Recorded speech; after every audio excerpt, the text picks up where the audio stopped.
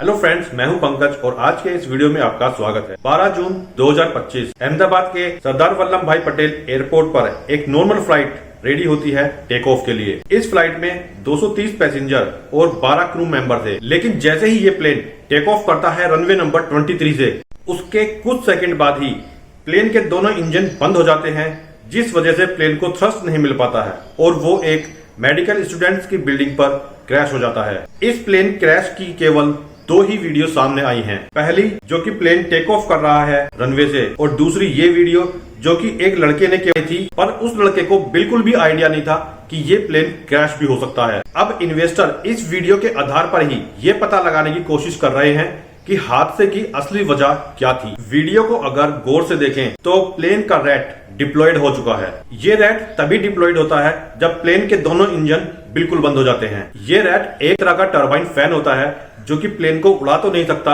हाँ अगर प्लेन ऊंचाई पर है तो उसको एकदम से नीचे नहीं गिरने देता। इस रैट के डिप्लॉयड हो जाने से पायलट को कुछ समय मिल जाता है जिससे कि वो प्लेन को संभाल सके, यहाँ तक कि प्लेन को सेफली लैंड भी कराया जा सकता है। पर इस हादसे में पायलट को इतना समय ही नहीं मिला जिससे कि वो प्लेन को संभाल सके, क्योंकि प्लेन की ऊंचाई बहुत ही कम थी। ये एक बोइंग 787 ड्रीमलाइनर प्लेन था जिसे कि बोइंग कंपनी ने 2011 में बनाया था और 2013 में इस प्लेन को एयर इंडिया को सौंपा गया था। बोइंग कंपनी का दावा है कि ये प्लेन दुनिया के सबसे सेफेस्ट प्लेन में से एक है। आज तक इस प्लेन क्रैश में किसी की जान नहीं गई, मतलब छोटे मोटे हादसे होते रहे हैं बट किसी की भी जान नहीं गई, क्योंकि बोइंग कंपनी का ये दावा अब गलत साबित हो चुका है। एक बार एक इंटरव्यू में इस कंपनी के एक वर्कर से पूछा गया क्या कभी वो इस प्लेन में सफर करना चाहेंगे, उसने बिल्कुल साफ साफ मना कर दिया। Would you fly on one? Oh, no. You won't fly on one. Would you fly on one of these planes?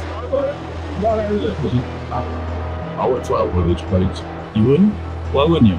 Huh? Why wouldn't you? Because I see quality going everywhere. क्योंकि उसका कहना था कि इन प्लेन्स में घटिया किस्म के parts use किए गए हैं, ऐसे पार्ट जो कि क्वालिटी इंस्पेक्शन में फेल पाए गए हैं। बोइंग कंपनी के क्वालिटी इंस्पेक्टर ने बोइंग कंपनी से जॉब छोड़ने के बाद बताया था कि उन्हें रात भर नींद नहीं आती थी कि किस तरह बोइंग कंपनी खराब क्वालिटी के पार्ट्स प्लेन में यूज कर रही है। AAIB की रिपोर्ट में कहा गया है AI-171 कोड के साथ लंदन जाने वाली एयर इंडिया ड्रीमलाइनर ने पिछली उड़ान दिल्ली से अहमदाबाद के बीच भरी थी।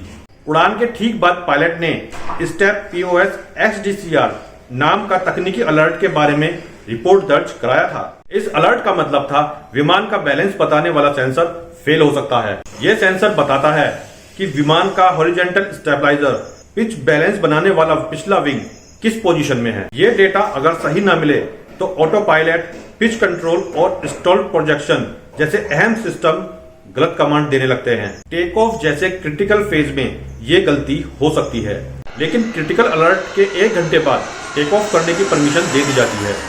पायलट ने सुबह 11:17 पर यह अलर्ट दिया था और 12:40 पर विमान को उड़ान भरने की परमिशन दे दी गई, यानी 1 घंटे में गड़बड़ी को दूर करके प्लेन को टेक ऑफ करने की परमिशन दे दी गई थी। 1:37 पर जब ये प्लेन टेक ऑफ करता है, टेक ऑफ करने के 30 सेकंड में ही ये प्लेन क्रैश हो जाता है। जांच के लिए प्लेन के कॉकपिट वॉइस रिकॉर्डर जो कि कॉकपिट में ही लगे होते हैं और फ्लाइट रिकॉर्डर जो कि प्लेन के टेल वाले हिस्से में लगे होते हैं, दोनों को हादसे वाली जगह से रिकवर कर लिया जाता है।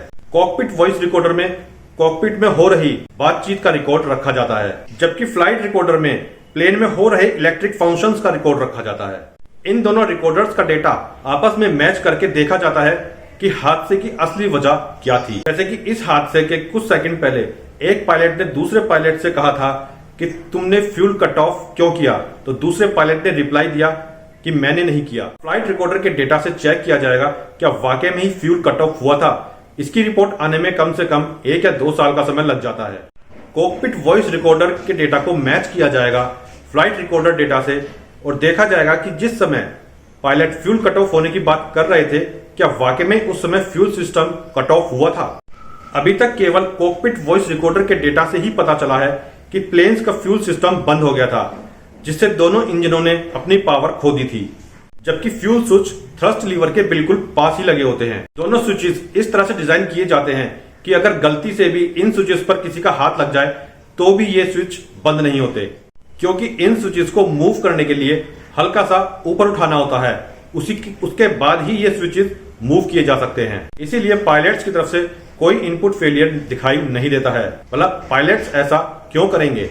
पर यहाँ पर दूसरा सवाल ये आता है कि ये स्विचेस अपने आप मूव कैसे हो सकते हैं? क्या कोई डिजाइन फेलियर था जिस वजह से फ्यूल सिस्टम कट ऑफ हो गया?